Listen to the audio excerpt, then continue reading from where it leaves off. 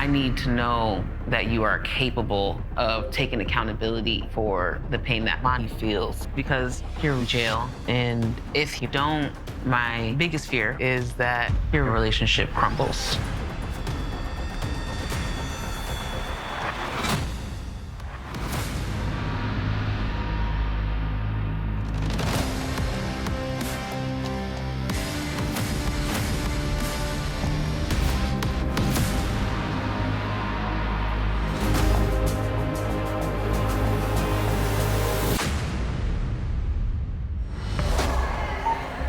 Classroom C4 back to Davis Tower.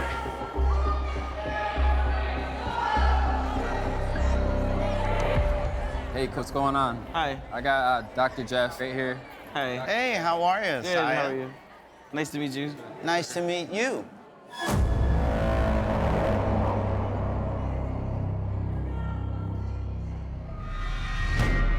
So tell me a little bit about you and what you're doing here. Well, I'm 33. I'm a trans man. I have a child. She's 15 years old. And what's her name? Her name is Armani. Armani. Yes. Okay. So this is my first sentence. This time I was charged with carrying an illegal firearm, illegal possession of ammo, and distributing cocaine. What was going on that this was the arc of your life? My childhood trauma mostly had to do with being angry because I didn't like who I was on the outside. Having gender dysphoria as a kid, it sucked. It wasn't really identifiable though at that time. I just knew that I was growing breasts and I didn't like them. I didn't want to wear a bra. I didn't want to wear dresses. I didn't want to have my hair a certain type of way. I think me not communicating with my family, how hard it actually was for me, contributed to me escalating and getting further into the streets than just saying, hey, I need help. But also at the same time, I was upset that my father was locked up, financial situations, having a kid at a young age. At what age did you give birth to your daughter? I gave birth at 18. I was experimenting. I was in between dating women and men.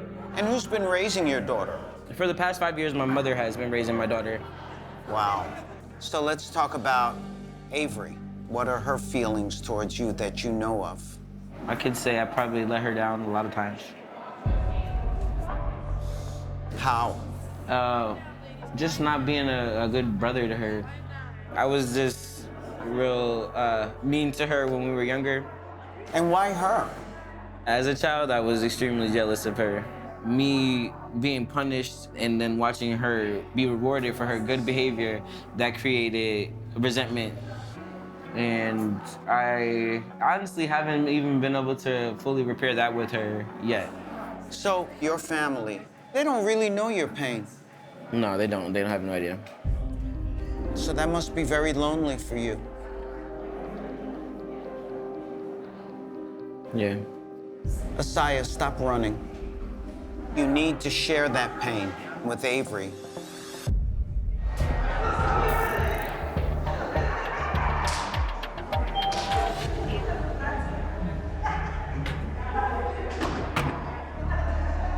I'm nervous to reunite with my brother because this is going to be a hard conversation. Am I leaving? You should be all set. My brother being in jail, it has been unfortunate for the whole family because, you know, my niece, she's been through a lot of negative experiences, so there's no way that trauma's not going to affect her. And it definitely makes me fearful to think about my brother and my niece becoming estranged, my brother becoming incarcerated again. This way? Yes, straight. When I see Avery, I want to let her know I feel very guilty about losing my child. And I hope that she can forgive me. I hope that in me doing this, my brother sees that he has to make up for what was genuinely his wrongdoing and take accountability. Hey. Hey. Are we allowed to hug, sir?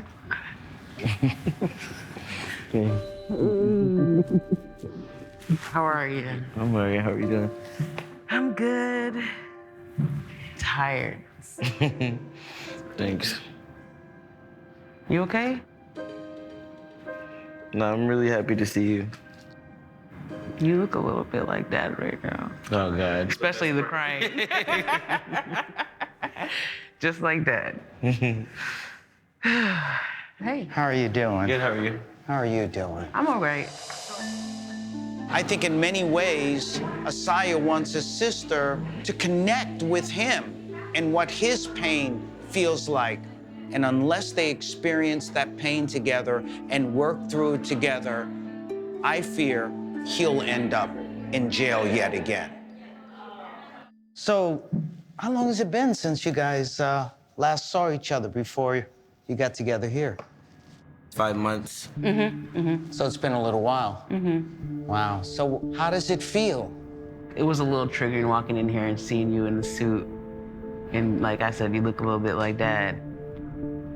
And the thought passed through my head of visiting him in jail and walking into the visiting room, looking around for his face. And Saya got a little teary-eyed when he saw me. And that was also just like my dad. So it was just like, wow.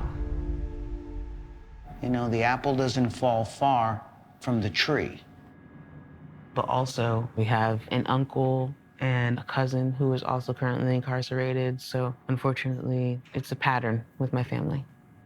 I also went down the same path that my dad did. And that was the situation that caused me to lose custody of my daughter and really wish I could take that back. So I need you to get a good, stable job, get Mani back into your custody, and stay away from criminal activity. Because Mani needs her father to be present and consistently. And if you don't change soon, my biggest fear is that your relationship crumbles.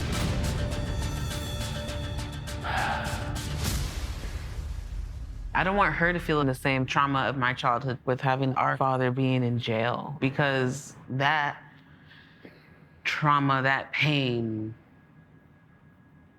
still lives in me. And I'm carrying a lot of pain for that. Like, of being abandoned by him for like doing what he was doing and going to jail.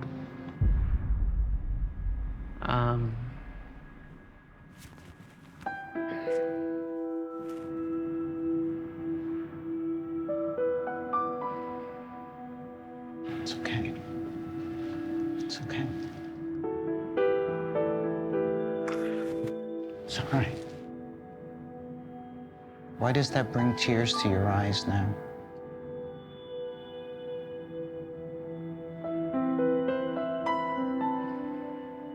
This feeling of not being good enough is so deep-rooted, and that's one of the roots. Your relationship with your father. Yes, that's why I'm crying. Because that child me didn't deserve that. You know, what's really sad is that your daughter is experiencing all of the same things Avery experienced, because you ended up losing your daughter. You ended up going to jail.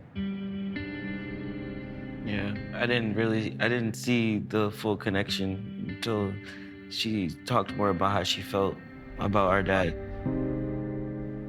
Me being in a similar path as my dad, I thought that it was just a part of life. That sometimes in life, this is what you had to do to survive. My father didn't have it easy. He did not have much of an education, and he had financial issues, you know, poverty. So my dad did what he had to do to make ends meet, and I didn't think anything was wrong with it. But seeing my sister still experiencing so much pain, it saddens me. Because my daughter, I know she misses me, but I don't know how to make up for 5 years worth of lost time. It is really important to do the right thing as far as staying away from criminal activity.